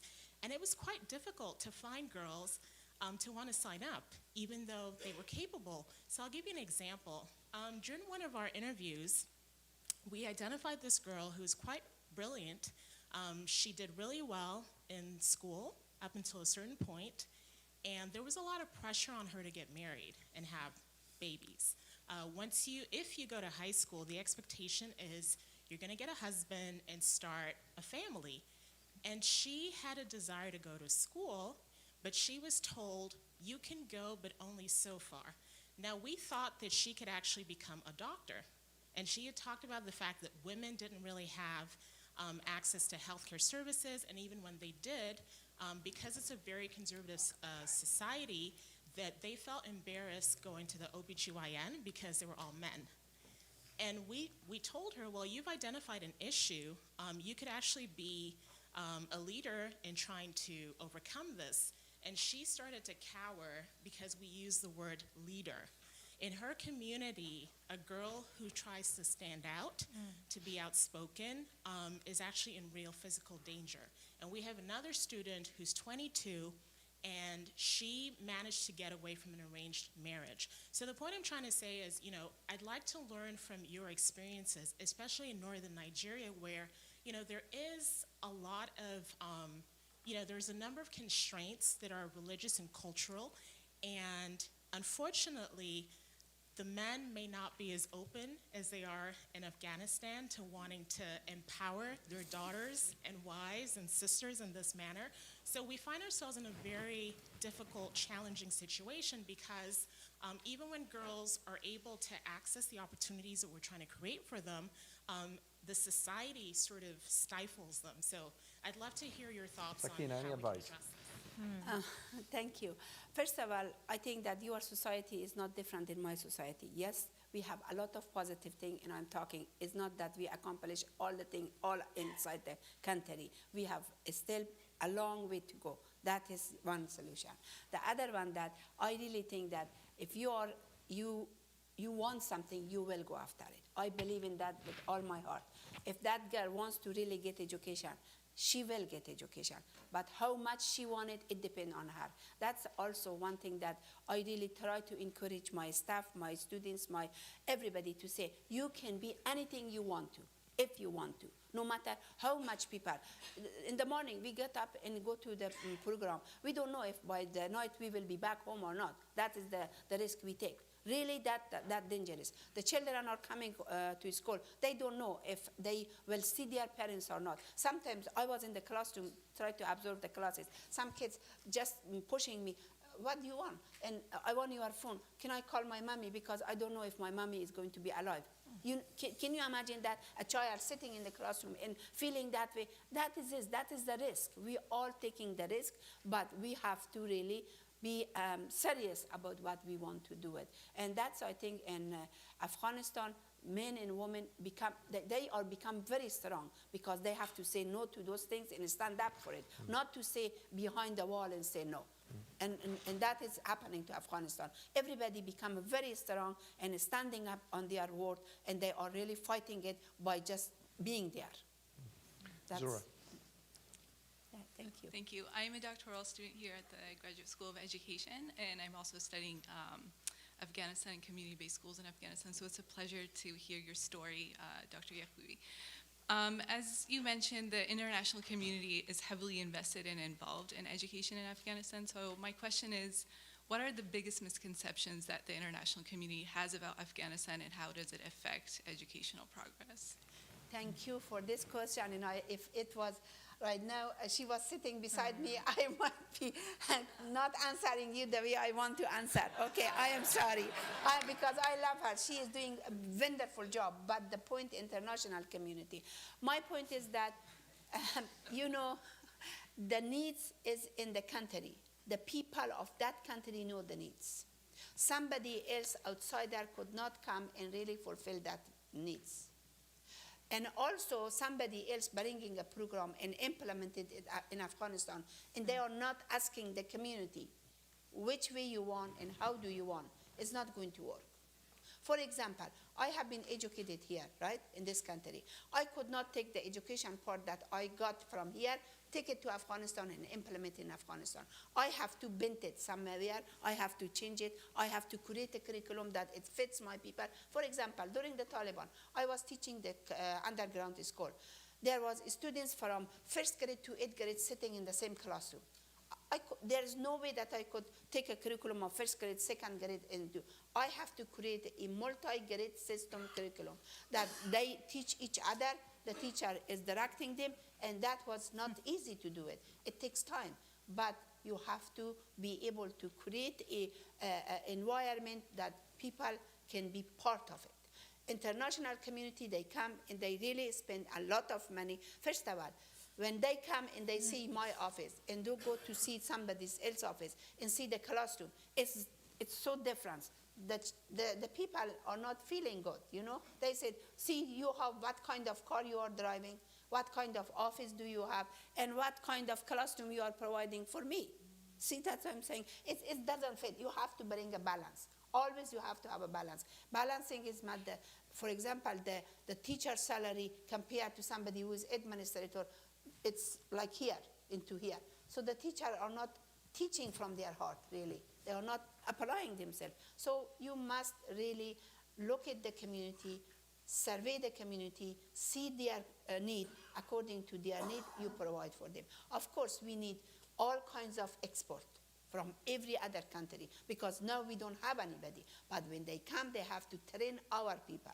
You know what I'm saying? They have to train our people. They cannot just give and for 6 months and leave. First of all, education is not something in 6 months or a year you get complete, you be master in it. You have to train them, you have to teach them, and be patient with them. Patient is another issue that nobody has patience. They want right away to get it and get done with it and go to their home. It doesn't work that way. Yeah. Thank you. Hi, my name is Karen Nazish. I am a journalist. I'm originally from Pakistan, and I usually cover military aspects of different countries, and I've covered Afghanistan quite a bit. I'm based out of Iraq now. And even though I do cover the military aspect and, the war against terror, one of the things that really I keep coming across is when I think about solutions, I think education is really the core of solving a lot of problems that we are seeing right now with crises around the world. And I think somebody said something about, we talked a lot about quality today. I think what I have observed, I think quality is really it accelerates redevelopment and sustainability. And I think we should, if we focus on quality education, we can sort of sustain education and continue education as well. And another thing that is there also in Afghanistan and a lot in Pakistan, especially after Malala was shot in Pakistan, who was a child's activist, also the Nobel laureate. Last year, I'm sure you all know about Malala. I think what happened is like people were spending a lot of money on education, and a lot of grants were given for new NGOs. And there was a lot of money that was going into starting new NGOs for education for girls. But because it was not quality education, it was not sustainable, a lot of them were not able to do that well. There were short-term projects and so on and so forth. And so I think, you know, if you'd like to talk about successful, you know, quality education projects that you know of, any models that you'd like to talk about. That's one. And the second question that I had was, how do you were talking about education and having governments to spend more money on education. Have you negotiated with the Afghan government, for example, or other governments, like, on how to increase the education budget versus the military budget, for example? Well, first of all, thank you. Negotiating with the government, that is very different. We work side by side with the government, and we have permission from the government to work because we have to have registration with the government to work with them. And also we help the government people, like train their people in English, in computer, in teacher training. So the government of Afghanistan are so poor that they cannot help us. They are in position that they supposed to provide service for the whole country. So we are not going to tell them what to do, but the other international country who give them lots of funding and communicating with them should take them responsible for spending some more money on education, not me as a non-profit organization. I cannot do that. I have a good relationship with the government. Don't take me wrong, please, because again, the government see the quality program that we have, but I am not able to go and tell the government, you come and spend money to the education sector, that they will be better. They see that the educational program in that the country is not good. We have a long way to go. Yes, we have, like right now, many schools that operate by AIL and center. They are all good, but there are thousands and thousands need to be there, and they are not there. There are many international organizations who come and have a project. They give you $100,000. They want in 6 months you spend it and they go. I don't take that kind of money. I said, hey, I have to have a plan. I have to know what I'm doing. I have to be able to spend this money in a prioritize my money. And then I have to really have a proposal. I can't spend $100,000 in 6 months and give you a report and you go by. Many times I lost big chunk of money from a donor that I did not take it because I could not do that kind of thing. But there are organizations who they can take that money and do it, and that's good for them, but not for me. Yeah. Yes. Firstly, I want to just thank, my name is Ishan, I'm one of the ALI group. I want to first thank you for perhaps the best speech I heard on courageous leadership. And now my question. Do you have any incentives like midday meals, etc., for the girl children who come to class? Because, taking a parallel from India, the toilets have been discussed. That's the biggest reason why women leave after puberty and leave school. But one of the incentives also for parents to send the girl child is a free midday meal that they get in the class. So at least they say that my girl will be fed at lunchtime and we'll figure out dinner later. Thank you. It's a very good question, and several times people suggested this to me. But unfortunately, I said no to it because my philosophy is that let's people participate, and they participate to give something to the program instead of me giving to them something. And once you give the food, the children come just for the food. Even they bring their little brother, little sister with them and sit in the classroom, and it makes a really chaotic situation. I saw Swiss school did that, and I just was watching, and I feel even I cry for it because it's several issues. That one is that they don't accomplish educational wise, they don't learn anything. Second, it makes our people to be beggar and just go for that food in their school. And third, they are not of applying themselves. For example, right now I have 4 private schools in Afghanistan. In matter of 6 years, these 4 private schools become completely self-sufficient. Why? Because I asked the people to pay a fee. And the people who could not pay, they come and sit side by side with these students who pay a fee, they get a free education. So as a result, it's very successful program, quality education, #1 in Afghanistan. And so I think that especially with the people of Afghanistan, no matter how poor they are, they want their children to learn because they saw what's happening to Afghanistan. They want their children to be ignorant. So they want the children to go to school. So they do try their best to pay something they will pay. So the children are, if they are hungry, we have a good counselor system that the counselor talk to the children if she or he feel that the kids are hungry or they didn't have enough food. So what they will do, they take them to and just very quietly feed them and let them go. That's it. We don't give them to say every day you can come and feed by yourself. Very, very rarely. But also I have a partnership with Abbott Foundation, is the drug company here, and they give me a lot of Ensure.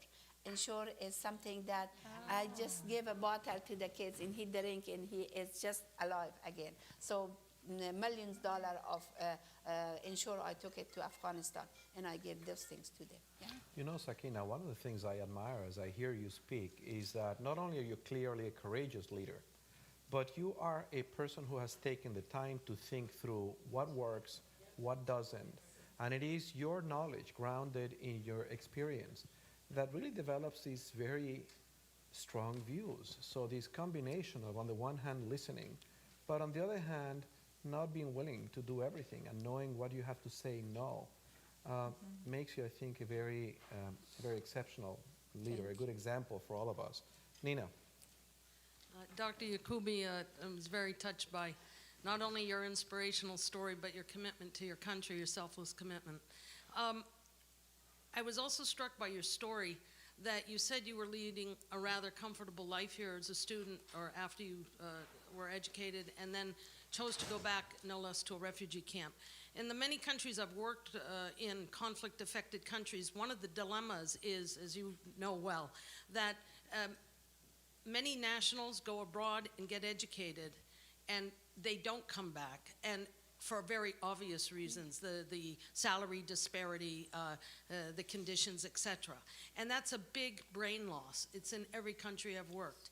So my one question is, how important is it that, do you feel to maybe measures that could be taken by a government or by the international community to provide incentives for that educated nationals to come back to their countries at very critical times where there's institution building and nation building? And then just quickly, secondly, the Sustainable Development Goals, as I mentioned this morning, offer the prospects of equal and inclusive access to tertiary and vocational education. I mean, MDGs focused on primary, now we had discussion of secondary. But in the countries I've worked in, the opportunity for tertiary for women is very slim because often sons get preference for scholarships, et cetera. And I'd like your views on whether, in terms of the scale of the problems you have, whether you think tertiary should be a priority or not, but also on my first issue. Thank you very much for being such an inspiration. Thank you very much, and I really enjoy your session today. It was wonderful too. First of all, I want to tell you that about what I feel about the people who are abroad.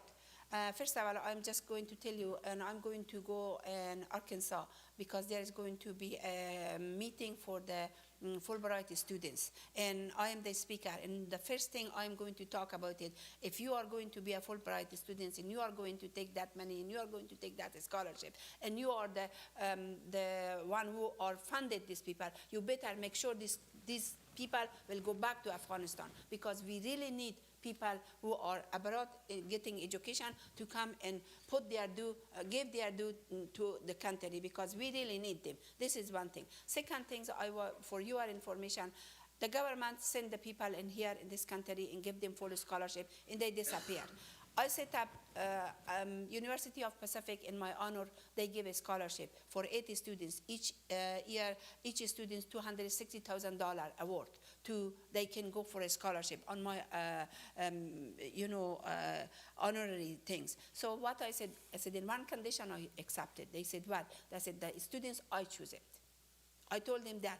I will bring the students from Afghanistan, but I have to choose the students. They said, of course, it's for your honor, you do it. So according to that, I put a policy that everyone who is going to be qualified for this scholarship, first they have to pass the 12 test for English. And second, they go for the university. After they finish, they must come to Afghanistan at least 2 years. They have to work in Afghanistan, and then whatever they do. And I get their house, their property, everything as a contract with me. As a contract with me. As I told you, I am a very strong. I just said, no way. And now is the 40 students are coming at the University Pacific, $260,000 for a scholarship, and 4 of my students are there, and another 4 is coming each year one. And that is the way I do it. But for the government, their students come and they stay here, they don't go, and I hope someday they will change their system. I don't want to talk about what they should do or what not should do, but I'm saying that there are things that could change the system if people want to change the system. And what was your other question? I'm sorry. Do you think the issue of focusing on opportunities for tertiary Oh, yes. secondary is important, or it's more of a luxury when you... No. I really strongly, as I said before, when I was in the refugee camp, they only wanted a 4th grade. That's all they wanted to do. They didn't want to give a salary for the teacher. They wanted to give books and pen and pencil and had the teacher come and voluntarily teach. The teacher who didn't have money to eat on his tent, they wanted her to come and teach. I said, no, I pay salary. And also I want higher education, secondary and tertiary. Now I am after secondary, tertiary, and also a higher education, because if you really want to build a nation, you can constantly ask the contractor to come and build your country. You have to have your own people to have a skill, to have the knowledge, to have the education to build your country, because nobody else is going to do the things that you want in your home. You do to your home. If you don't do for your own, who is going to do? Don't expect people to come and fix your room. You should fix your room. You really mean business. You get the Taliban to shave and to take a shower. You take a lien against the assets of the people you send. I better behave sitting next to you. Believe me, I am there. A lot of people watch what they are saying, what they are doing, because really I have a big mouth. I am sorry. Great. That's wonderful. Go ahead. I am sorry. Thank you. I would like to thank you for your big mouth. Your words had a great impact on me, my life, my beliefs. My name is Luciana Febo. I'm from Brazil, Rio de Janeiro. I am an Ali Fellow. And my question is about the impact of violence in the capacity of learning. I'm from Brazil, Rio de Janeiro. And we have lots of things in common on that issue. And I'm talking about urban violence in Rio de Janeiro, in the favelas, in the city of Rio de Janeiro. And I'm talking about extreme violence. Kids who saw their father being murdered in front of them. Or teachers and students had to lay down on the floor in the middle of the afternoon at school period because of shootings. So this kind of events had a great impact on the capacity of learning. And I work for UNICEF in Rio de Janeiro, and we see that this specific group of kids, students, they really have difficulty of learning. And I would like to know from you what works or what does not work. If you have this experience, of course, I think you do. If you could share with us this impact of violence in the capacity of learning. So before we hear from you, I want to apologize to the rest of you who wanted to ask questions. I'm looking at the time, and we have 5 minutes left. After we hear from Sakena, I'm going to ask my colleagues to make some closing remarks, and then we're going to call it a day. Sakena. Thank you. First of all, in Afghanistan, you know that Afghanistan have a history of violence. It's not that in Afghanistan there is no violence. There is children beating, wife beating, men beating, they are murdering, they are all kinds of things are there in Afghanistan.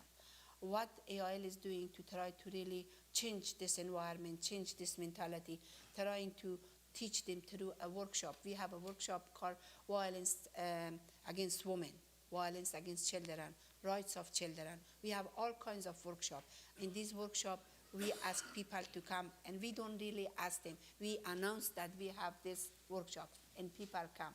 And people come, and we teach them how to not violate, their wife, their brother, their sister that way. That's one thing that we work with them. The other thing that we find out that very helpful, I don't know if you heard me today or not, we do another things that we have a conference. In that conference, we teach our history, our culture, our humanity, our value, and our poetry. These are the things that has been lost completely in Afghanistan. And so what we do, we try to bring this issue into a conference, and people discuss and debate about it, and people are learning. So it is working, and it's slow. There are men who throw acid to their wives. They cut their wife's nose and ear. That is the kind of violence we have in Afghanistan. So also we have a law clinic. We have a law clinic. We hire 4 women lawyers who defend those kind of violence and try to really protect the women from those kind of issues. So we try our best to really solve this problem, but it is all over Afghanistan. It's like any other country, but it's changed. Today, the people of Afghanistan are changed so much. They are not the same people 20 years ago, or 10 years ago, or even 5 years ago. People day to day are tremendously, they are changing, and they are become open-minded, and they have vision, and they are getting education, and they are getting awareness, but still they are exist, but it takes time. It takes time. Rosbeth. So thank you again. And I'm struck by 2 things, one more personal and one more structural or institutional. First of all, that you have enormous love for your country. And you make it, I'm reminded of the novel The Kite Runner, which does talk about Kabul at a time of very great beauty and of very great literature. And thank you for conveying that too, because your love for your country gives you a passion for this, but also your work in the refugee camp. You were working with your people. And one of my principles about change is that your passion has to match your aspiration, or you can't stick with it. And I'm sure that there were a lot of times when you said to yourself, gee, I could have that cozy life teaching back in the United States. But what keeps you going, it seems, is this incredible love for your community, your people. That's really wonderful. Thank you for the gift of reminding us also of the beauty that has come from your country too. And the second thing, more institutional, is I'm struck by the fact that this program, the whole deep dive, and then this program right now, was supposedly about women and girls education, and you started out there. But in fact, that's just a window into many other issues of a society. And it's a really good window, but it took us into sanitation. It took us into violence. It took us into family structure. It took us into employment opportunities and skills. And that also is very, very powerful, that it's not just about how we get one group to reach parity. They're not going to reach parity if we don't solve all of those other problems. This is very important. Thank you. That's great. Thank you very much. Thank you. So I guess, thank you so much for your examples, for being very specific and answering people's questions so that they could really hear what it is that you do. And I was thinking about, clearly as teachers, we think that leadership can be learned. It maybe can't be taught, but it can be learned, right? Hopefully it's an interaction between teaching and learning, but it can be learned, that people aren't necessarily just born leaders. And so I was thinking about, how you do what you do and the skills that it takes, and that's probably what we hope our students will learn and pick up. But the only way to get to the how and so forth is if you have a very centered core. And I think this kind of dovetails with what Rosabeth is saying, that what comes so clearly is that your values and your convictions are so incredibly strong that you are then able to learn, and you're open actually to learning and to listening and to have a hard stance and have opinions. But you do that lovely, as you say, balance between listening and having a firm stance. But you can't really move in that direction, I guess, as a leader, as I'm listening to you, unless you've got that. You're very, very clear on what your convictions are. And I guess listening to your stories and what Afghanistan has lost is, I think what you're saying is really some of those core values. Right. And you're reminding people through your actions, through these people who you are educating, what those values were. And we appreciate that. We appreciate you. So thank you. Thank you very much. Yes. So Sakena, from the Afghan Institute of Learning, AIL, to the Advanced Leadership Initiative, ALI, with love, we love you back. Thank you so much. As I listened to you and to Irina, I kind of wish that Eleanor Roosevelt could have been with us tonight, because I think she would have felt so good about the global movement to empower all people, that she and those who with her drafted that declaration unleashed 7 decades ago. You leave us full of hope. It's unfinished business, but those wheels of progress turn. Slowly sometimes, more fast others, but they do turn indeed. As you leave the place, there is a book outside. You're welcome to pick up a copy for a fee that talks about how it is that schools around the world are indeed empowering young people and what they need to do more of that. Thank you all very much for coming. Thank you, all of you. Thank you. Thank you. Thank you very much. Thank you. Thank you very much. It was Really wonderful. appreciate Thank you. it. Thank you. Thank It you. was wonderful.